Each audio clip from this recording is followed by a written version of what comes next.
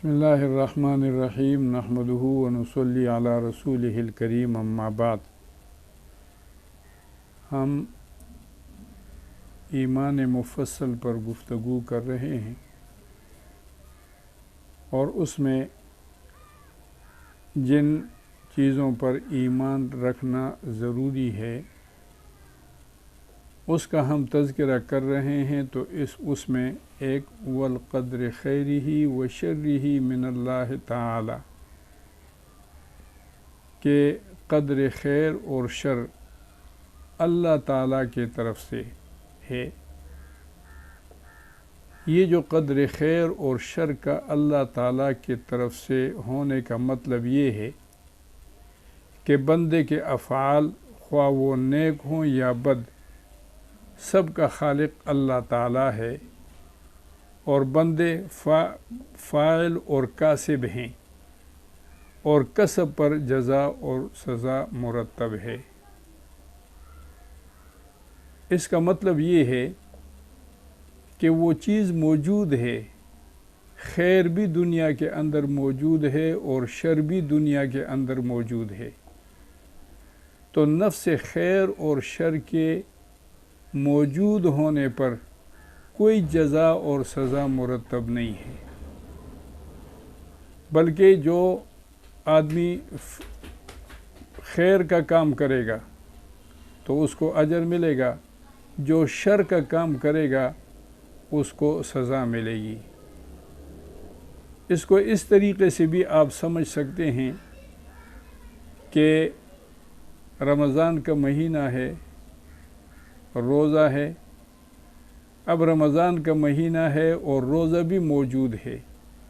تو نفس رمضان کے مہینے کے موجود ہونے پر کوئی خیر اور شر مرتب نہیں ہوتا ہے کہ رمضان کا مہینہ آ گیا اور چلا گیا، آ گیا اور چلا گیا، نماز کا وقت آ گیا اور چلا گیا، بلکہ اس کے فاعل پر کہ رمضان کے مہینے میں جو آدمی روزہ رکھے گا اس کو اجر ملے گا اور جو نہیں رکھے گا تو اس کو سزا ملے گی۔ تو خیر اور شر کے موجود ہونے کا مطلب یہ ہے کہ خیر اور شر یہ موجود ہیں، اللہ کریم کے طرف سے ہیں اور اس پر سزا اور جزا یہ اس فاعل پر ہے جو آدمی اس کا کسب کر رہا ہے، اور کسب پر جزا اور سزا مرتب ہے۔ نیکی کے کسب سے اللہ کریم راضی ہوتے ہیں اور بدی کے کسب اور بدی کے کرنے پر اللہ ناراض ہوتے ہیں۔ تقدیر کا خلاصہ مطلب یہ ہے کہ دنیا میں جو کچھ بھلا یا برا ہوتا ہے، اللہ تعالیٰ کے علم میں اس کا ایک اندازہ مقرر ہے۔ کوئی اچھی یا بری بات اللہ تعالیٰ کے علم اور اللہ کے اندازے سے باہر نہیں ہے، یعنی ایسا نہیں ہے کہ برا کام کیا اور اللہ کریم کو اس کا علم نہیں ہے، اچھا کام کیا اور اس کا اللہ کریم کو علم نہیں ہے، یہ سارے اللہ کریم کے علم کے مطابق ہے، اس کا اندازہ مقرر ہے اور اس کے ہونے سے پہلے، بلکہ ہر چیز کے پیدا کرنے سے پہلے اللہ تعالیٰ سب کچھ یہ ہمیشہ سے جانتا ہے اور اپنے علم اور اندازے کے مطابق جو ہے وہ اس کو پیدا کرتا ہے۔ پس بندوں کے سب افعال اللہ تعالیٰ کے ارادے اور مشیت اور قضاء اور قدر سے ظاہر ہوتے ہیں، لیکن بندے کو اس کے افعال میں اختیار دیا گیا ہے۔ پس جب بندہ کسی کام کا ارادہ کرتا ہے تو اس کو ایک قسم کی قدرت اللہ تعالیٰ کی طرف سے عنایت ہوتی ہے، پس اگر وہ بندہ اس قدرت کو نیک کام پر لگا دے تب بھی اس کو اختیار ہے، اور اس اختیار کے نیک کام میں استعمال کرنے سے اس کو جزا ملے گی اور اچھا بدلہ ملے گا، اور اگر برے کام میں خرچ کرے تب بھی اس کو اختیار ہے، اور اس اختیار کو برے کام میں استعمال کرنے کی سزا یعنی برا بدلہ اس کو ملے گا۔ اسی قدرت اور اختیار پر شرعی احکامات کا دار و مدار ہے۔ تقدیر یعنی قدر خیر اور شر پر ایمان لانا یہ تواتر کے حد کو پہنچ گیا ہے اور اس کا منکر کافر ہے، لیکن اس مسئلے میں زیادہ بحث مباحثہ نہیں کرنا چاہیے کیونکہ اس میں گمراہی کا خطرہ ہے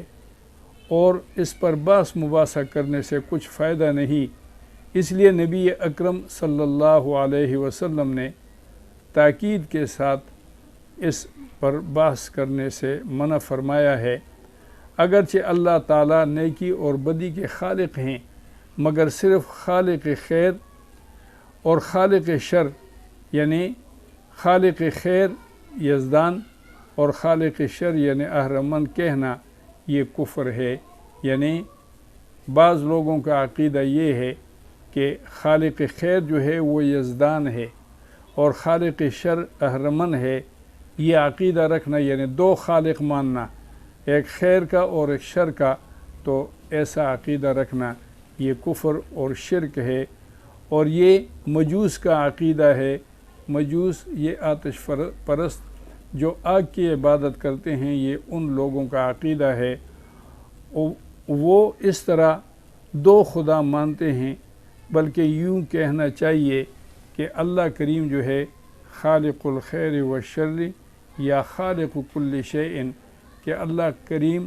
خالق خیر اور خالق شر، یا یہ ہے کہ خالق کل شیء، اللہ جل شانہ ہر چیز کے خالق ہیں، ہر چیز کا خالق اور متصرف۔ اللہ جل شانہ کو جاننا، ستاروں اور دیگر زمینی و آسمانی علامات کو کسی چیز کے ہونے پہ مؤثر حقیقی نہ جانے، کیونکہ ان چیزوں کو اگر مؤثر حقیقی مانا جائے تو یہ شرک ہے۔ اسباب کے درجے میں جاننا جائز ہے، یعنی مجازاً اس فعل کو اس سبب کے طرف منسوب کرنا اور یہ سمجھنا کہ یہ تاثیر ان چیزوں میں اللہ کریم نے رکھی ہے، تو یہ اس حد تک تو اس کا جو ہے وہ ماننا جائز ہے، اور اسی کے ارادے اور اختیار کرنے سے اس کے تأثرات جو ہے وہ ظاہر ہوتے ہیں، اور اتنا اثر ماننا، ان کا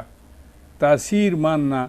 کہ یہ ان چیزوں کے اسباب اور تاثیر ہیں، یہ جاننا جائز ہے، ماننا جائز ہے۔ مثلاً یہ ہے کہ ایک آدمی جو ہے وہ دھوپ میں بیٹھتا ہے اور اس کو گرمی لگتی ہے، تو یہ کہ دھوپ میں اصل اثر نہیں ہے، اثر اس میں اللہ کریم نے رکھا ہے۔ یہ ہے کہ اس کے بیٹھنے کا اثر یہ ہے کہ آدمی کو گرمی لگتی ہے، تو اس تاثیر کو ماننا جو ہے وہ جائز ہے، لیکن اس کو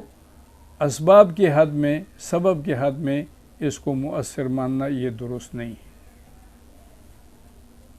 قضا یہ تین قسم کی ہے۔ ایک قضاء مبرم، یعنی جو علم الہی میں کسی چیز کے ساتھ معلق نہیں ہے، مبرم ہے، اٹل ہے اور وہ ہو کر رہے گی۔ دوسرا ہے معلق محض، جو کسی چیز پر معلق ہونا، فرشتوں کے صحیفوں میں اس کو ظاہر فرما دیا گیا ہے۔ اور تیسری قسم ہے معلق جو مبرم کے مشابہ ہے، یعنی جو ملائکہ کے صحیفوں میں معلق ظاہر نہیں فرمائی اور علم الہی میں وہ معلق ہے۔ مبرم حقیقی کی تبدیلی ناممکن ہے، اور قضاء معلق اکثر اولیاء کرام رضوان اللہ علیہم کے دعا اور تصرف سے ٹل جاتی ہے، اور جس قضا کو علم الہی کے اعتبار سے معلق اور صحف ملائکہ کے اعتبار سے مبرم کہتے ہیں،